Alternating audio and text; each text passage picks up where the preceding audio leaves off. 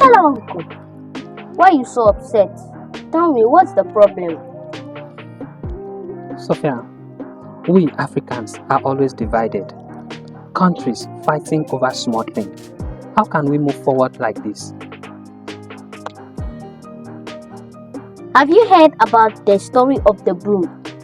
My mom told me that story once. One stick is easy to break, but when you bundle many together, they become strong. Sophia, are you saying Africa is the broom? Together, we are stronger. If African nations unite, we can overcome our challenges: poverty, conflict, inequality. Our diversity is our strength. We must get this.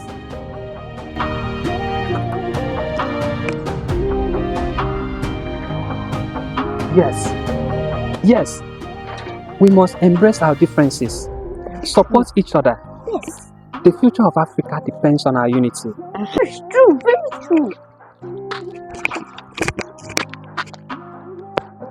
Africa can rise if we see ourselves as one people, one hope.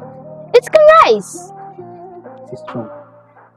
Very true. Brothers and sisters, it is time for a united Africa. Together, we can build a future where we all thrive.